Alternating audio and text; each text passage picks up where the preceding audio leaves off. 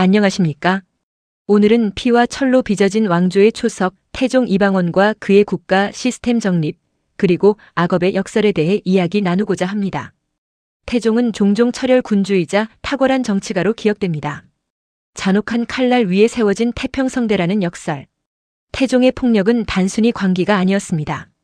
그것은 생존을 위한 냉철한 시스템 엔지니어링이었다고 볼 수 있습니다. 그의 치세를 두 가지 관점으로 나누어 살펴보겠습니다.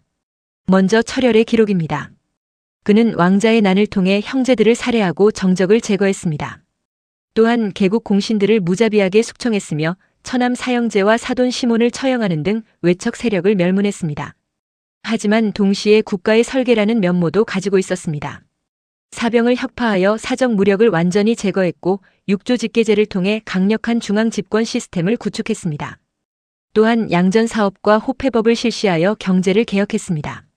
결론적으로 그는 고려의 봉건적 잔재를 완전히 없애기 위해 스스로 필요하게 되기를 자처했던 것입니다.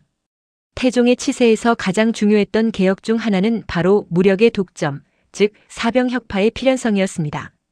조선 초기에는 왕실 종친과 개국 공신들이 각자 가병을 거느리고 있었는데 이는 중앙정부의 통제력을 약화시키는 봉건적 잔재였습니다. 태종은 자신이 사병을 이용해 왕위에 올랐기에 사병이 존재하는 한 제2의 태종이 나올 수 있음을 누구보다 잘 알고 있었습니다. 따라서 그의 목표는 국가에 의한 폭력의 독점, 즉 왕권 강화를 통해 중앙정부의 강력한 통제력을 확립하는 것이었습니다. 이러한 필요성 속에서 태종은 왕의 군대로의 전환을 단행했습니다. 즉위 직후 사병 혁파를 단행하며 이를 거부하는 자는 역모로 간주했습니다. 이전에는 왕자나 공신, 종친들이 사적으로 군대를 지휘했지만 이제 국왕이 삼군부를 통해 관군을 직접 지휘하게 된 것입니다. 이러한 변화는 물리적인 반란의 가능성을 원천적으로 봉쇄하는 결정적인 결과를 가져왔습니다. 다음으로 태종은 신권을 누르고 왕권을 세우기 위해 육조 직계제를 시행했습니다. 이전의 의정부 서사제는 재상들이 국정을 심의하고 결정하며 왕은 단순 자문에 그치는 신권 중심의 시스템이었습니다.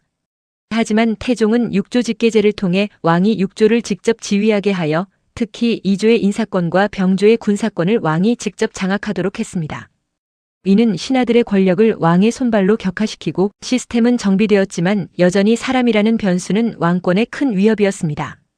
태종의 숙청 철학은 명확했습니다. 권력은 나눌 수 없다는 것이었죠. 그의 주요 표적은 외척과 공신이었습니다. 외척이 권력을 가지는 것은 그 자체로 왕실에 대한 불충이라고 보았고 민씨 일가와 세종의 장인 시몬이 그 대상이었습니다. 권력의 속성은 비정함을 요구했고 한때 혁명 동지였던 이들이 정적이 되어가는 비극이 시작되었습니다. 원경왕 후 민씨와의 비극은 이러한 태종의 냉혹한 정치적 계산을 여실히 보여줍니다. 원경왕 후는 1차 왕자의 난 당시 무기를 숨겨두고 남편을 독려했던 혁명의 1등 공신이자 정치적 동반자였습니다. 하지만 왕권 강화를 위해 태종은 외척의 세력을 분산시키고자 후궁을 늘렸고 이에 분노하는 왕비를 냉혹하게 대했습니다. 왕후가 태종의 치세 중 1406년에 일어난 양위 파동은 일종의 정치적 덫이자 충성심 테스트였습니다. 태종은 이러한 정치적 덫을 통해 태종은 민씨 형제를 단계적으로 숙청해 나갔습니다. 1406년 양위 파동 당시에 미소를 명분 삼아 탄핵을 시작했고 1407년부터 1409년까지 직첩을 회수하고 제주도로 유배를 보내 고립시켰습니다. 1410년에는 민무구, 민무질 형제에게 종친간 이간질 죄목으로 자진을 명령하여 제거했습니다. 이후 아버지 민재의 죽음으로 방패막이가 사라지자 1416년에는 남은 동생 민무휴, 민무회마저 사사하며 민씨 일가 남성을 완전히 제거했습니다. 태종은 10년에 걸쳐 천천히 그러나 확실하게 명분을 쌓으며 처가를 멸문시켰습니다. 세종에게 왕위를 물려준 후에도 태종은 군권만은 놓지 않았습니다. 이는 마지막 걸림돌이었던 외척을 제거하기 위한 이원적 통치였는데요. 1418년 태종은 세종에게 양위했지만 군권은 여전히 상왕 태종이 장악하고 있었습니다. 이때 영의정이자 세종의 장인인 시몬이 명나라 사신으로 갈 때 그를 환송하는 인파가 왕의 행차를 능가하는 상황이 벌어졌습니다. 태종은 이를 외척의 세력이 왕권을 능가하려 한다고 판단했습니다. 이러한 판단 아래 태종은 외척 발본세권이라는 명분으로 미래의 권력을 미리 제거했습니다. 시몬은 강상인의 옥에 연루되어 군사보고 체계 위반을 역모로 확대 해석되었고 귀국 즉시 체포되어 사사되었습니다. 그러나 흥미로운 점은 시몬의 딸이자 세종의 왕비인 소원왕후는 생존시켰다는 것입니다. 신하들이 시몬 숙청 이듬해인 1419년 태종은 상왕으로서 군권을 발동하여 이종무 장군을 보내 대마도 정벌을 단행했습니다. 이는 내치는 세종에게 맡기고 전쟁은 태종이 주도하는 이원적 통치의 대표적인 사례입니다. 이러한 전략은 두 가지 시너지를 가져왔습니다. 첫째, 외척 제거를 통해 내부의 정치적 안정을 확보하고 둘째, 외구 제거를 통해 국가 안보를 확보하는 것이었습니다. 태종이 강력하게 구축한 중앙군이 있었기에 가능한 작전이었습니다. 태종 이방원은 킬방원이라는 별명처럼 수많은 피를 흘렸지만 그 이면에는 모든 악업은 내가 지고 갈 터이니 주상은 성군이 되시오. 라는 깊은 염원이 있었습니다. 태종은 스스로 필요하기자 거름이 되기를 자처했습니다.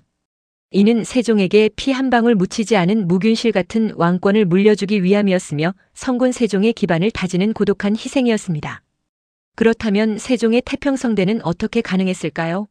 태종이 사병을 혁파하여 국방력을 강화했기에 세종은 사군 육진을 개척할 수 있었습니다. 외척을 제거하여 정치 간섭을 배제했기에 세종은 학문 연구에 집중하고 훈민정음 창제에 몰두할 수 있었습니다. 또한 태종이 강력한 왕권을 구축했기에 세종은 조세 개혁과 같은 혁신적인 정책을 추진할 수 있었습니다. 이 모든 것은 태종의 사병 혁파, 외척 숙청, 그리고 왕권 강화라는 뿌리 깊은 노력 위에서 가능했던 것입니다. 역사는 세종을 성군으로 기억하지만 그 시스템의 설계자는 바로 태종 이방원이었습니다. 태평성대라는 화려한 꽃은 태종이 흘린 피와 눈물을 먹고 피어났다는 것을 기억해야 할 것입니다. 고독한 설계자 태종 이방원에게 경의를 표하며 오늘 발표를 마치겠습니다. 감사합니다.